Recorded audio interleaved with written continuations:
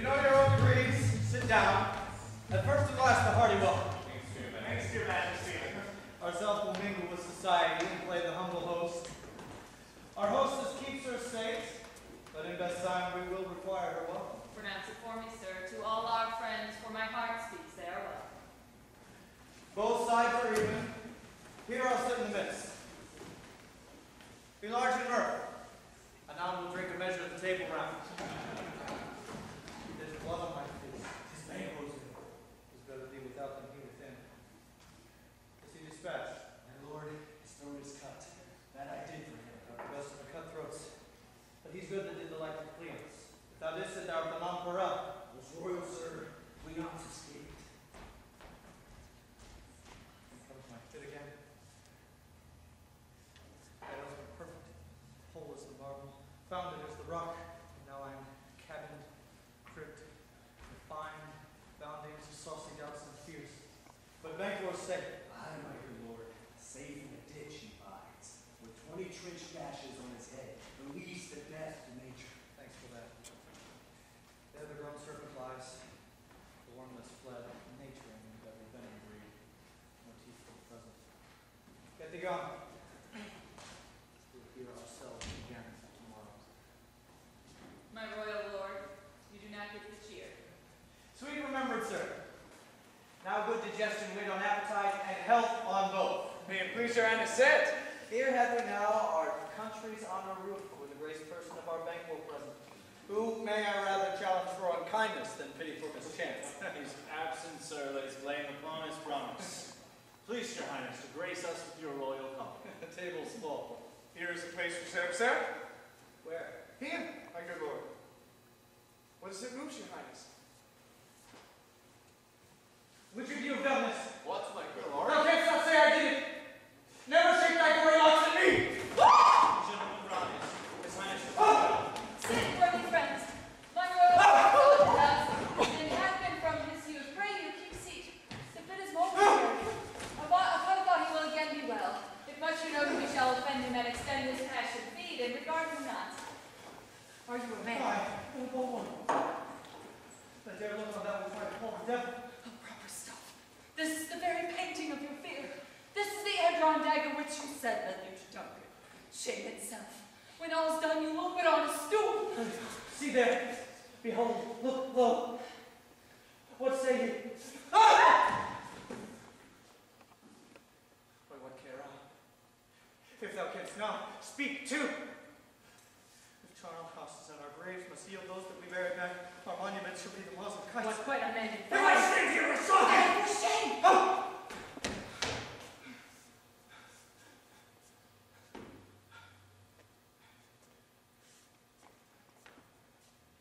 Blood hath been shed ere now. Times have been when the brains were out, the men would die, and there an end. Now they rise again. With 20 mortal murders on their crowns, and push us from our stools. This is more strange than such a murder is.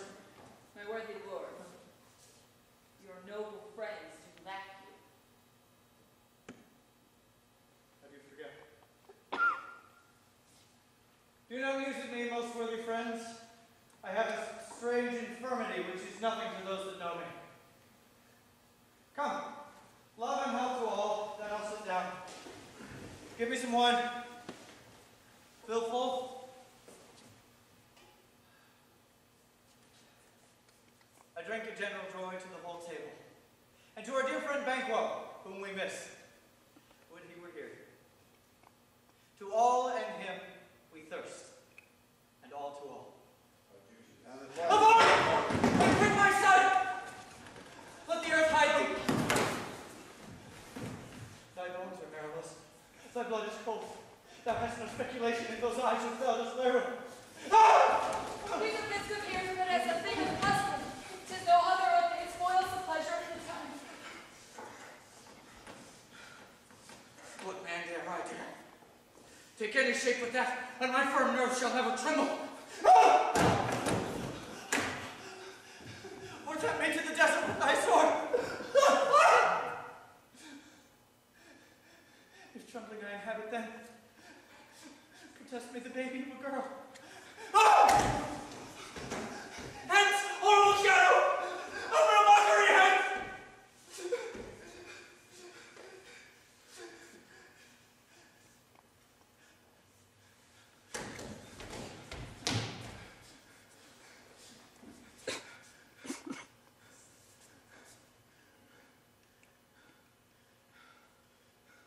Why so? Being gone, I am a man again.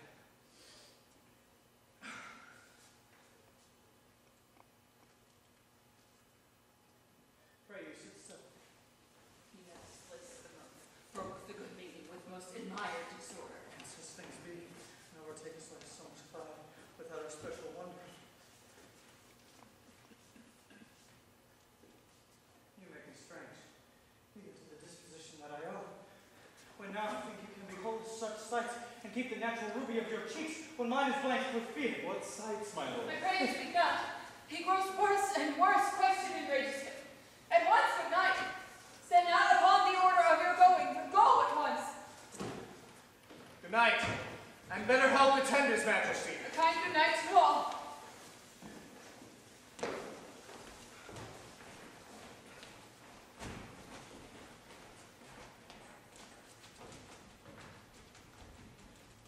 They will have blood, they say.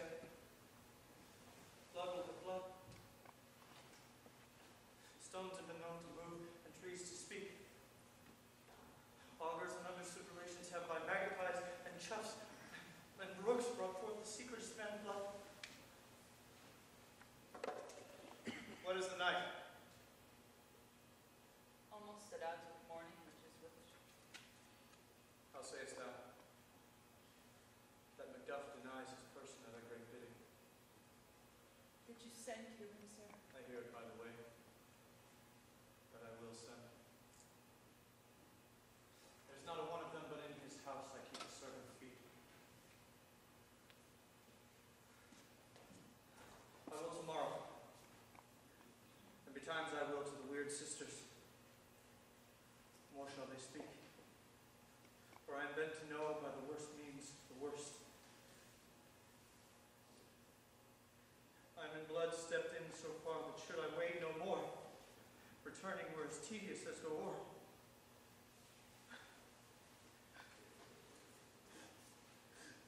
Strange things I have in head, which will to hand, that must be acted ere they may be scanned. You lack the season of all natures. Sleep.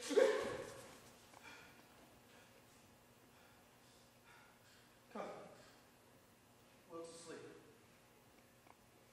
My strains and self-abuse is the initiate fear which once heart used. We are yet but young indeed.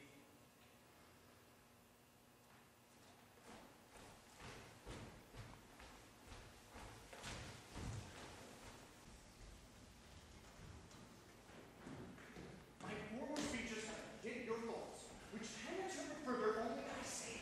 Things have been strangely born.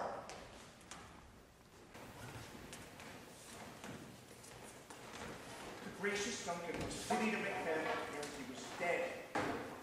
Right on the banquet walked too late. You may say that patient humans kill for fear's fled, but men must not walk too late. Who cannot wonder how monstrous it was for Malcolm and Grandel to kill their gracious father? And how did Macbeth? Did he not streak in pious rage the two delinquents tear that were the slaves who drink and draws of sleep? Was not that nobly done? Aye, and wisely too. But would have been only horrible to hear the men's die. So that I say, he has borne all things well. And I do think that having Duncan's sons under his key, as at least heaven he shall not, he should learn what it were to kill upon. So should Wales. But peace. For broad words and cause he failed his presence at the tyrant's feast. I hear Macduff lives in disgrace. Sir, can you tell where he bestows himself? The son of Duncan, from whom this tyrant holds the due of birth, lives in the English court, and is received with the most pious Edward with such grace that the malevolence of fortune nothing takes from his high respect. Thither Macduff is gone to pray the holy king, to wake Northumberland and warlike Seward, that with the help of these we may again give to our tables meat, sleep to our nights, free from our feasts and banquets bloody knives, do faithful homage and receive free honors, all which we pine for now. And this report has so exasperated the king that he prepares for some attempt of war. Send me to Macduff. And with an absolute "Sir, not I," the cloudy messenger turns me his back and humps, as who would say, "You'll rue the time that clogged me with this answer." That well might advise him to a caution, to keep what distance his wisdom can provide. Some holy angel, fly to the court of England, and unfold this message ere he come, that a swift blessing may return to this, our suffering country under a hand of curse. Instead, my prayers with him.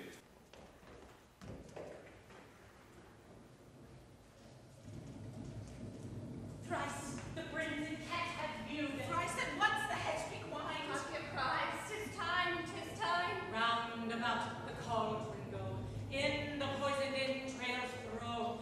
Toad that under cold stone days and nights has swept her venom sleeping gut, boiled out burst in the charmed Double toilet double fire burn to cauldron fire. Till it of a fence snake in the cauldron boil and bake. Iron newt and toad frog, wolf bat and tongue of dog, adder's fork and blind worm's sting, lizard's leg and owlet's wing, for a charm of powerful trouble like a hell broth, boil and bubble. Double trouble, fire burn, bubble.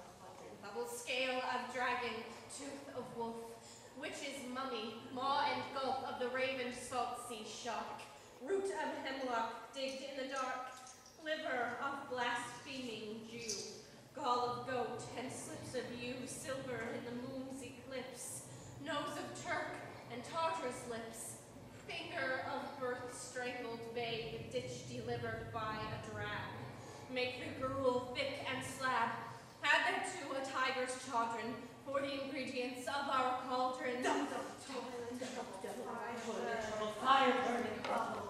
Cool it with a fabulous blood, then the charm is firm and good. By the pricking of my thumbs, something wicked this way comes. Open locks, whoever knocks. How now, you secret black and midnight hags? What is it you do? I conjure you, by that which you profess, however you come to know it. Answer me to what I ask you. Speak. Demand. We'll answer. Say, if thou'dst rather hear it from our mouths or from our masters. Call him. Let me see him. Pour in sow's blood that hath eaten her 9 arrows. Priest that sweating from the murderer's gibbet throw into the flame. Come, high or low, thyself and goddess set to show. Tell me thou unknown power. Who knows thy thought? Hear his speech, but say thou not. Macbeth, Macbeth, Macbeth. Beware, Macduff. Beware the Thane of Fife. Dismiss me. Enough. But I give caution thanks. Thus heart my fear right. But one word more. He will not be commanded. Here's another, more potent than the first. Macbeth, Macbeth, Macbeth. After years I'll hear thee. Be bloody, bold, and resolute. That to scorn the power of man. For none of women born shall harm Macbeth. Then live, Macduff. What need I fear of thee? And yet I'll make assurance double sure, and take a bond of fate. Thou shalt not live, that I may tell pale-hearted fear lies, and sleep in spite of thunder. What is this? It rises like the issue of a king, and wears upon his baby brow the round and top of sovereignty. Listen but speak not to it. Listen but speak not to it. Be lion-mettled, proud, and take no care, who chase, who frets, or where conspirers are. Macbeth shall never vanquish thee, until great Birnam Wood to high Dunsinane Hill shall come against him. That will never be. Who can impress the forest? Bid the tree unfix his earthbound root. Sweet Godwin's good! laced Macbeth shall live the lease of nature, pay his breath to time and mortal custom. Yet my heart throbs to know one thing. Tell me if your art can tell so much. Shall Banquo's issue ever reign in this kingdom? I will be satisfied! Deny me this, and an eternal curse fall on you. Let me know! Show his eyes and grieve his heart. Come like shadows, so he come. Thou should like the spirit of Banquo. Down. That ground to sear mine eyeballs.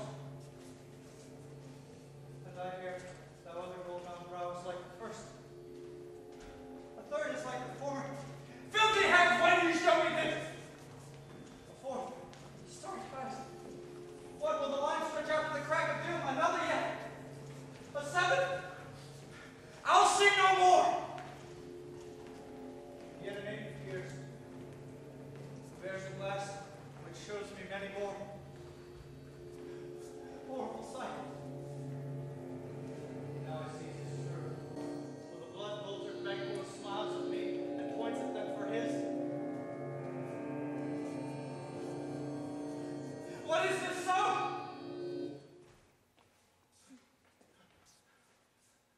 Where are they? Gone!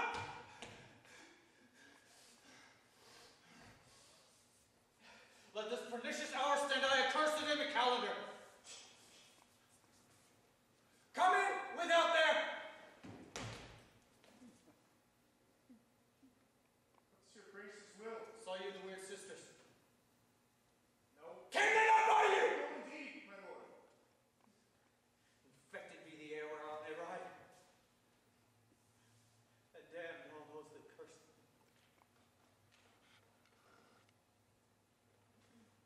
I did hear the galloping of horse. Who else came by? 'Tis 2 or 3, my lord, that bring you word. Macduff has fled to England. Fled to England. Aye, my good lord. Time now anticipates my dread exploits. The faulty purposes never overtook, unless the deed go with it. From this moment, the very firstlings of my heart shall be the firstlings of my hand. And even now, to crown my thoughts with acts, be it so thought and done. The castle of Macduff I will surprise, seize upon fight, give to the edge of the sword his wife, his babes, and all unfortunate souls that trace him in his line. No boasting like a fool. This deed I'll do before this purpose cool. But no more sight!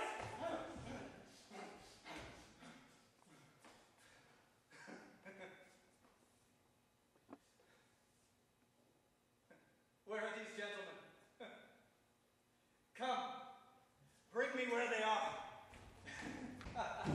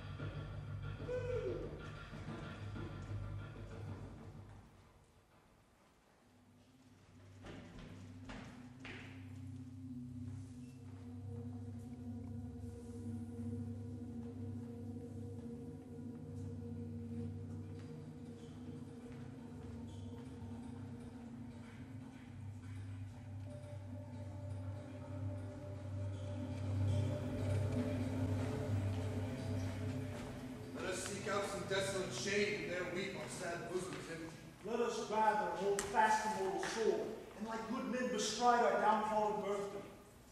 Each new morn, new widows howl, new orphans cry, new sorrows strike heaven on the face, that it resounds as if it felt with Scotland, and yelled out like syllable of dole. What I believe, I'll weigh. What no, believe. And what I can redress, if I shall find the time to frame, I will. What you spoke, it may be so, perchance. This tyrant, whose soul name blisters our tongues, was once thought honest. You have loved him well. He hath not touched you yet. I am young, but something you may deserve of him through me, and wisdom to offer up a weak, poor, innocent lamb to appease an angry God. I am not treacherous. But Macbeth is. A good and virtuous nature may recoil at an imperial charge. But I shall crave your pardon. That which you are, my thoughts cannot transpose. Though all things foul should wear the brows of grace, yet grace must still look so. I have lost my hopes. Chancing there I could find my paths. Why in that bonds left you wife and child? Those precious motives, those strong knots of love without leave taking. I pray you, let not my jealousy be your dishonors, but mine own safety. You may be rightly just, whatever I shall think. Very well. I would not be the tyrant without this, for the whole space that's in Macbeth's grasp, and the rich beast to boot. Be not offended. I speak not as an absolute fear of you. I think our country sinks beneath the yoke. It weeps, it bleeds, and each new day a gash is added to her wounds. I think with all there will be hands uplifted in my right. Here from gracious England have I offer of goodly thousands. But for all this, when I shall tread upon the tyrant's head, or wear it on my sword, yet my poor country shall have more vices than it had before, more suffering and more sundry ways than ever by him that shall succeed. What should he be? It is myself I know, in whom I know all the particulars of vice so grafted that when they shall be opened, black Macbeth will seem as pure as snow, and the poor state esteem him as a lamb being compared with my finest arms. Not in the legions of horrid hell can come a devil more damned than evils to top Macbeth. I grant him blood, luxurious, avaricious, deceitful, sudden, malicious, smacking of every sin that has a name. But there's no one, none, in my voluptuousness. Your wives, your daughters, your matrons, and your maids could not fill up the cistern of my lust, and my desire all common impediments would o'erbear to the pole of my will. Better Macbeth than such a one to reign. Boundless intemperance in nature is a tyranny. It has been the untimely emptying of the happy throne and the fall of many kings. Fear not yet. We have willing dames enough. There cannot be that vulture in you that would devour so many, as will to greatness dedicate themselves, finding it so inclined. With this, there grows in my most ill-composed affection such a staunchless avarice that, were I king, I should cut off the nobles for their lands, desire his jewels in this other's house, and my more having would be as a sauce to make me hunger more, that I should forge quarrels unjust against the good and loyal, destroying them for wealth. This avarice sticks deeper and grows with more pernicious root than summer's seeming lust. And it hath been the sword of our slain kings. Do not fear. Scotland hath poisons to fill up your will, your mere own. All these are mortal, with other graces for you. But I have none! The king becoming graces, as justice, verity, temperance, stableness, devotion, patience,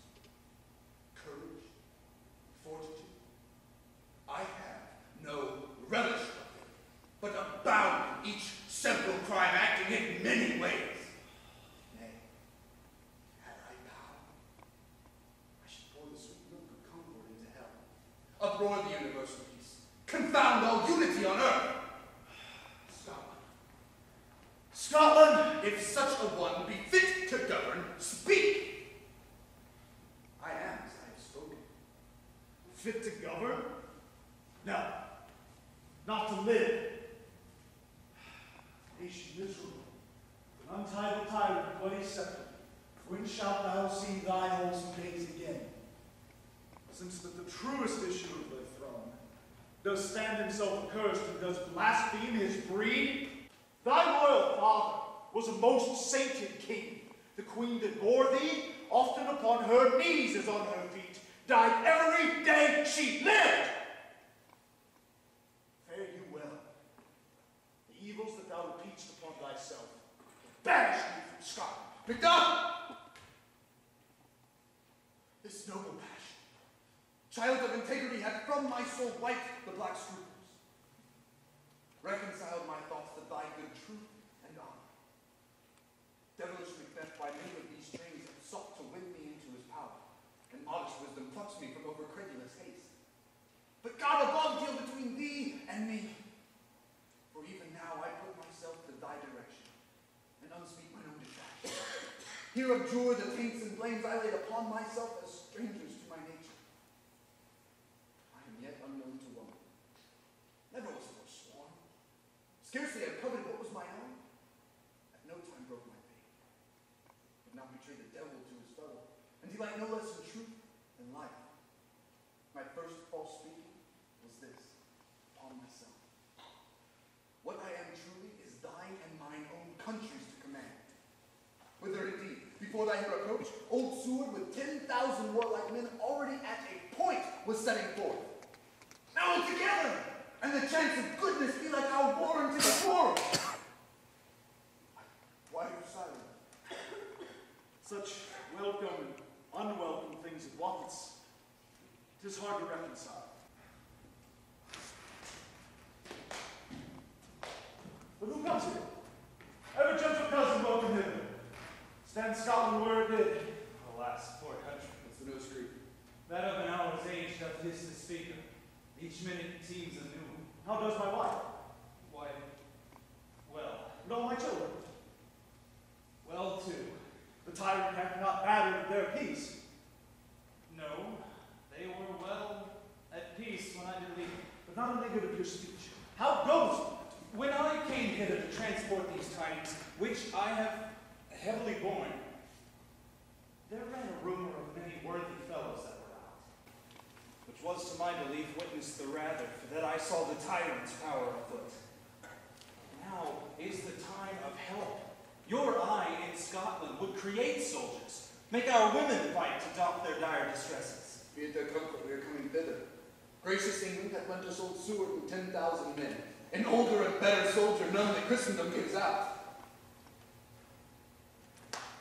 Would I could answer this comfort with the like.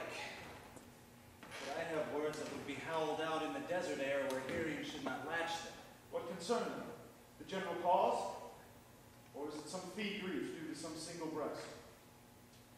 No mind that's honest, but in it shares some woe. Though the main part pertains to you alone. If it be mine, keep it not from me. Quickly, let me have it. Let not your ears despise my tongue forever, which shall possess them of the heavenly sound that ever have they heard. Your castle is surprised. A wife and babes savagely slaughtered. To relate the matter were, on the cord of these murdered deer to add the death of you. There's 11. My children too? Wife, children, servants, all that could be found. And I must be from vengeance. My wife killed too? I have said. Be comforted. Let's make us medicines of our great revenge to cure this deadly grief. He has no children! All my pretty ones. Did you say all? Oh, Elkai. All? What, all my pretty chickens and their dam in one fell swoop? Dispute it like a man! I shall do so!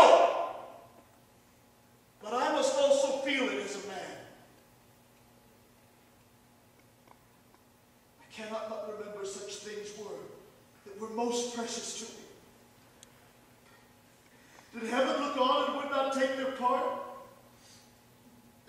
Single Macduff! They were all struck for thee. Not that I am, not for their own demerits, but for mine fell slaughter on their souls. Heaven rest them now. Be this the whetstone of your sword. Let grief convert to anger. Blunt not the heart, enrage it. I can play the woman with mine eyes, the braggart with my tongue. But gentle heavens, cut short all intermission. Front to front bring thou this fiend of Scotland and myself, within my sword's length setting. If he escape, heaven forgive him too. This tune goes mad. Come, go into the king. Our power is ready. Our lack is nothing but our lead. Macbeth is ripe for shaking, and the powers above put on their instruments. Receive what cheer you may. The night is long that never finds the day.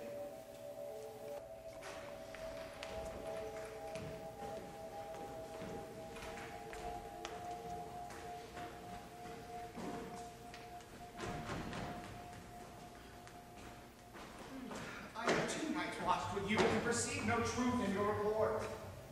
When was it she last walked? Since His Majesty went into the field. I have seen her rise from her bed, throw her nightgown upon it, unlock her closet, take forth paper, fold it, write upon it, read it, afterwards see it, and again return to bed. Yet all this while in a most fast sleep. Great perturbation in nature to receive at once the benefits of sleep, and do the effects of watching. In this slumbering agitation, besides her walking and other actual performances, what at any time have you heard her say? That, sir, which I will not report after her. To me you may, and 'tis most meet you should. Not that you nor to anyone having no witness to confirm my speech. Lo, here she comes. This is her very guise, and upon my life, fast asleep. Observe her. Stand close. How came she by that light? Might stood by her. She is lighted by her continually. 'Tis her command. You see her eyes are open. I but her senses are shut.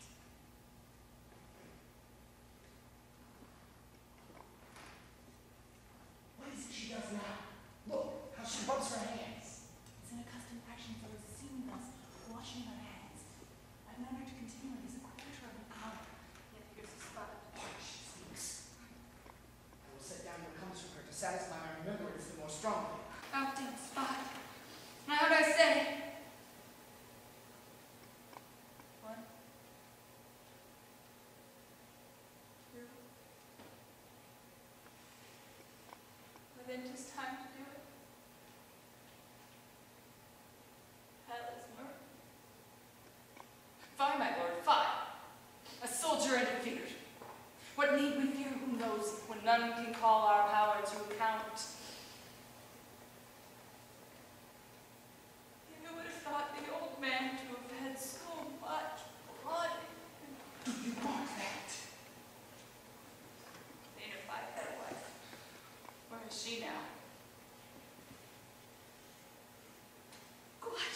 These hands ne'er be clean. No more of that, my lord, no more of that. You mar all what this started. Go to, you have heard what you should not. She spoke what she should not, I am sure of that. Heaven knows what she has known. What's the smell of blood still? All the perfumes of Arabia will not sweeten this little hand.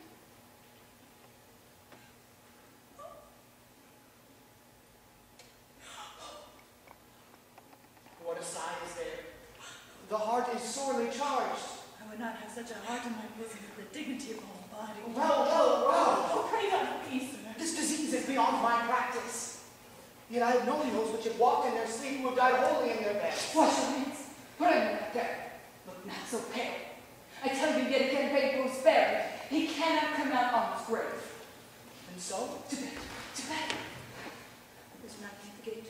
Come, give me your hand. What's done?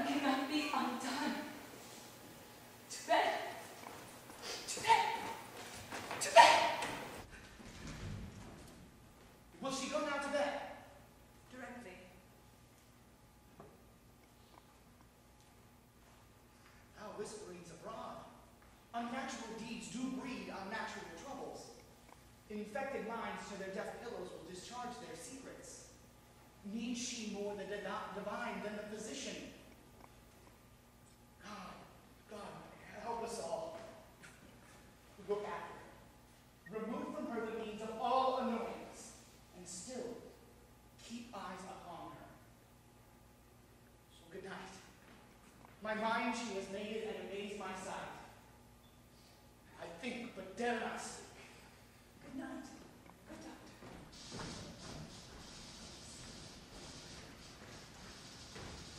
The English power is near, led on by Malcolm, his uncle Seward, and the good Macduff. Revenge is burned in them, for their dear causes, which with the bleeding and the grim alarm excite the mortified man. The burning wood shall we well meet them. That way are they coming. Who knows if Don Wayne be with his brother? Sure, sir, he is not. I befoul of all the gentry. There is Seward's son, many unrough youths that even now protest their first to manhood. What does the tyrant? We've done something he strongly fortifies.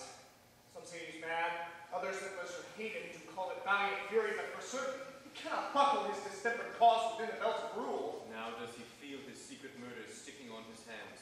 Now minutely revolts upbraid his faith breach. Those he commands move only in command, nothing in love. Now does he feel his title hang loose about him, like a giant's robe upon a dwarfish thief. Who then shall blame his pestered senses to recoil and start, when all that is within him does condemn itself for being there? Well, march we on, to give obedience which is truly owed. Make we our march, Lord Baron! Bring me no more reports, let them fly all! The burden would become to Dunsinane, I cannot taint with fear. What's the boy, Malcolm? Was he not born of woman? The spirits that know all mortal consequences have pronounced me thus. Fear not, Macbeth. No man that's born of woman shall e'er have power upon thee. Then fly, false things, and mingle with the English epicures. The mind I sway by and the heart I bear shall never sag with doubt, nor shake with fear. The devil damn thee black, thou cream-faced loon. Where gost thou thy goose look? There is 10,000 Geese, villain! soldiers, sir. Go prick thy face, and overread thy fear. What soldiers, wayface? The English force, so please you. Take thy face hence. Seize him! I am sick at heart when I behold it.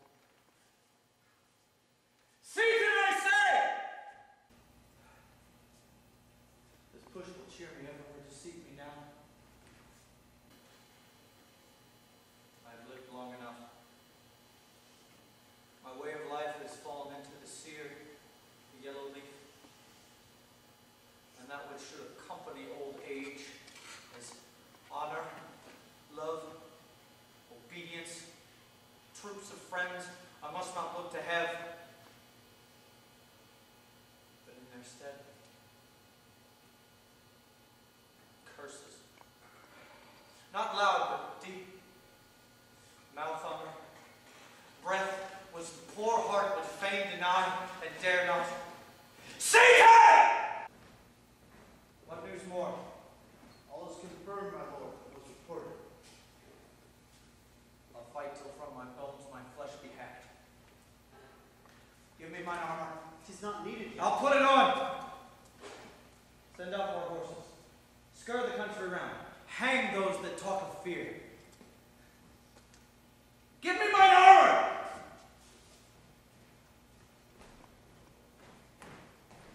How does your patient, doctor? Not so sick, my lord, as she is troubled by thick, common fancies that keep her from her rest. Cure her of that. Cast thou not minister to a mind disease. Pluck from the memory a rooted sorrow.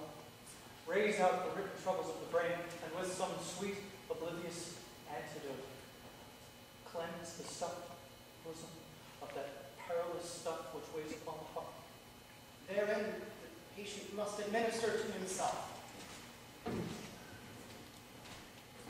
Throw physic to the dogs. I'll none of it.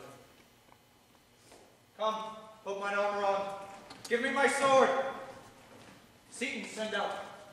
Doctor, the veins fly through me. Come, sir, dispatch. If thou couldst, doctor, cast the water of my land.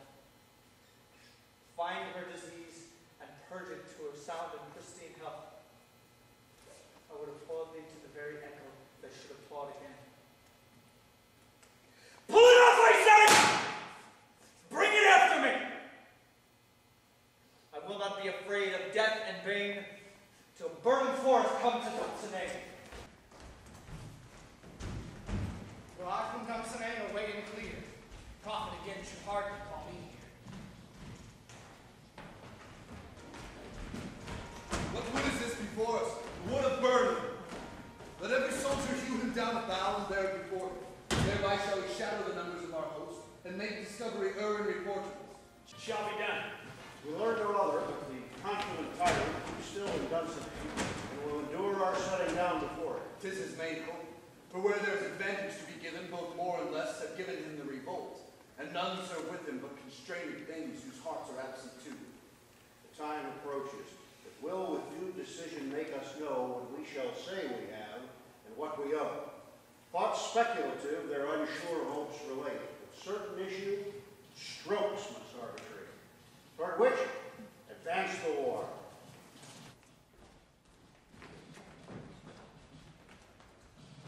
Hang out our banners on the outward walls.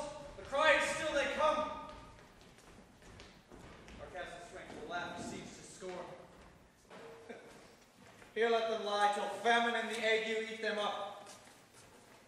Were they not forced with those that should be ours, we would have met them dareful, beard for beard, and beat them backward home. What is that noise? It is the cry of women, my good lord. I've almost forgot the taste of fears. The times have been, my senses would have cooled to hear a night shriek. And my fill of hair would have dismal treatise rouse and stir as life were in. I have supped full of horrors. Direness, familiar to my slaughterous thoughts, cannot once start me. Wherefore was that cry? The queen, my lord, is dead.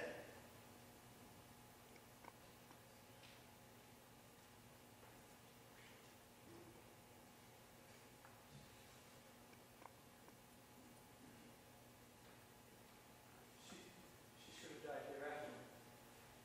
There would have been a time for such a word.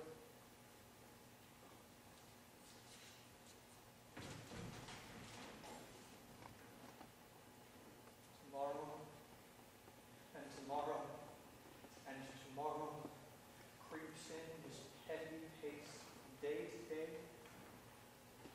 to the last syllable of recorded time.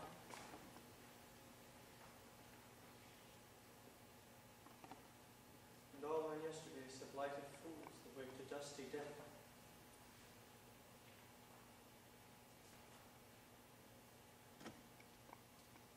Out. Out, brief candle.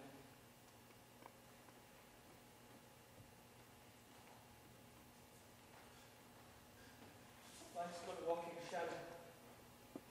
A poor player which struts and frets his hour upon the stage and then is heard no more.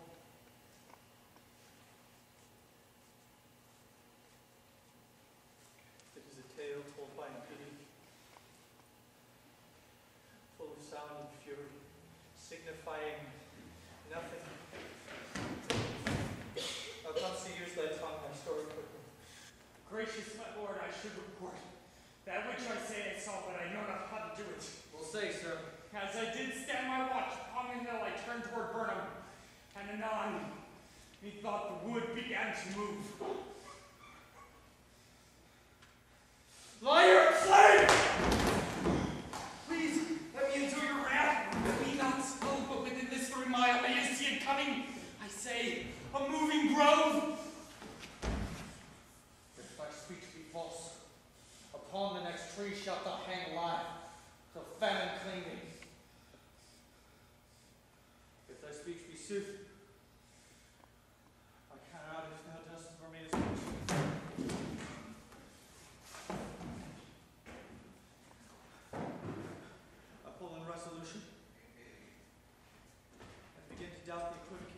fiend that lies like truth. Fear not till Burnham Wood become to Dunsinane. Tree comes to Dunsinane. Arm! Arm and out! If that which hereabout does appear, there is no flying hence, nor tarrying here. Begin to be weary of the sun, and wish to mistake the world were now undone. Bring me a arm now! Blow wind, come back. At least we'll die with harness on our back.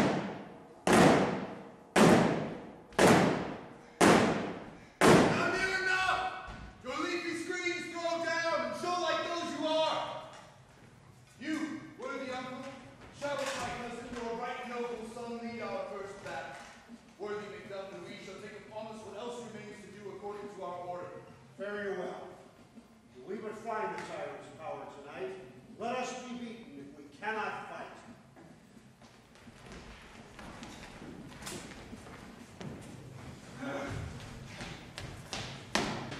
They have tied me to a stake. I cannot flee, but Verily, I must fight the course. Was he that's not of woman born? Such a one am I to fear, or none. What is thy name? I'll be afraid to hear it. No. Though thou callest thyself a higher name than any is in hell. My name's Macbeth. The devil himself could not pronounce a title more hateful to my ear. No. No more fear. Thou liest, abhorred tyrant, and with my sword I'll prove the lie thou speaks.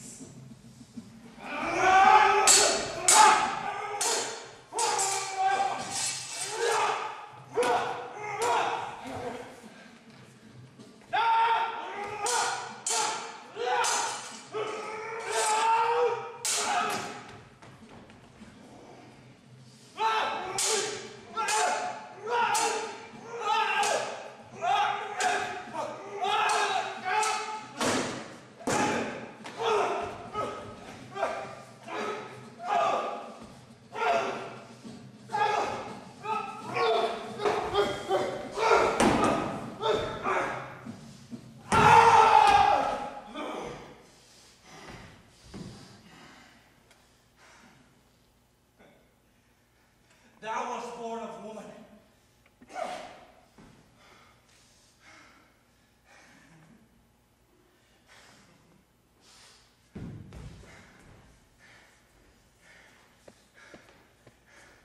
With swords I smile at, weapons laugh to scorn, brandished by a man that's of a woman born.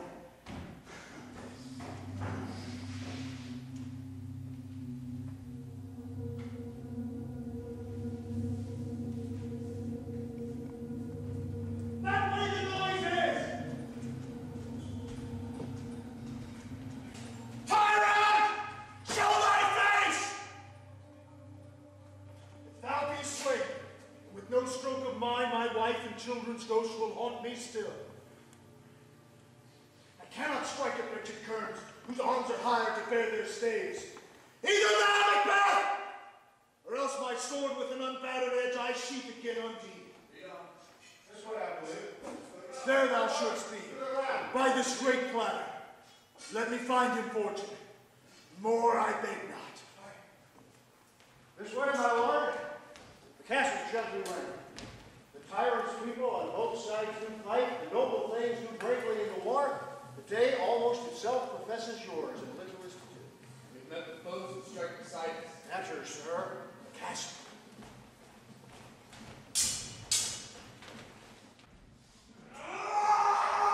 Why must I play the Roman fool and die on my own sword? Was I see life, the gashes to better upon death. Turn, hellhound. Turn! Of all men else I have avoided thee. But get thee back. My soul is too much charged with blood of thine already. I have no words. My voice is in my blade. thou bloodier villain that turns to give thee out!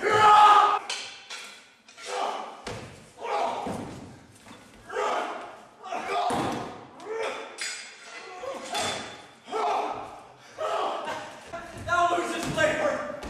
As easy mayst thou the trenchant air with thy keen sword and press as make me bleed. Let fall thy blade on vulnerable crest. I must not yield to one of woman born.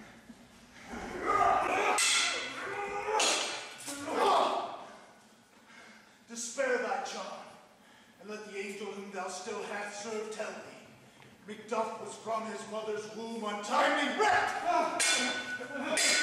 Accursed be the tongue that tells me so, or it hath cowed my better part of man.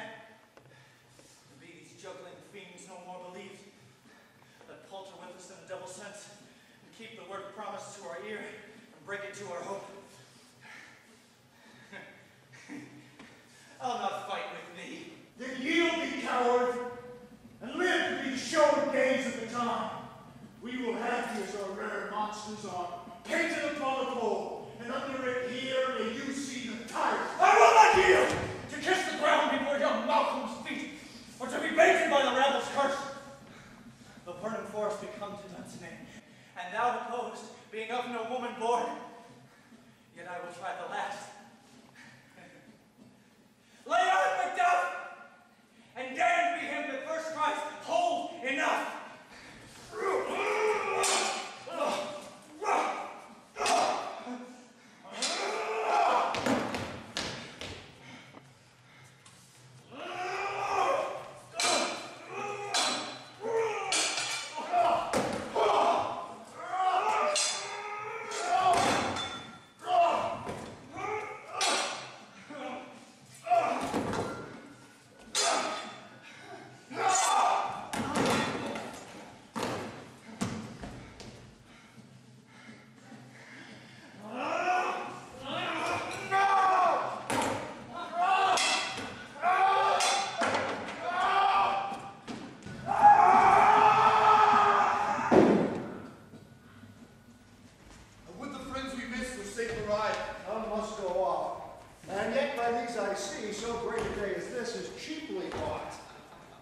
Macduff is missing, and your noble son. Your son, my lord, has paid the soldier's debt. He only lived until he was a man, the which no sooner had his prowess confirmed in the unshrinking station where he fought, but like a man, he died. And he is dead. Aye, and brought off the field. Your cause of sorrow must not be measured by his worth, for then it hath no end. Had he his hurts before? Aye, on the front. Well then, God's soldier be he. Had I as many sons as I have heirs, I would not wish them a fairer death. And so his dove is no worth no sorrow. And that Austin, He's worth no more. They say he parted well and paid his score, and so God be with him. Here comes newer company. Hail, King! For so thou art. Behold, where stands the usurper's cursed head. The time is free! I see thee compassed by thy kingdom's pearl, that speak my salutation in their minds, whose voices I desire aloud with mine. Hail, King of Scotland! hail, King of Scotland! We shall not spend a large expense of time before we reckon with your several loves and make us even with you. My thanes and kinsmen, henceforth be earls, the first that ever Scotland in such an honor named. Which would be planted newly with the time, as calling home our exiled friends abroad to fled the snares of watchful tyranny, producing forth the cruel ministers of this dead butcher and his fiend-like queen, who, as 'tis thought, by self and violent hands took off her life. This, and what needful else, that calls upon us by the grace of grace, we will perform in measure, time, and place. So, to all at once, and to each one whom we invite to see us crowned at Scone.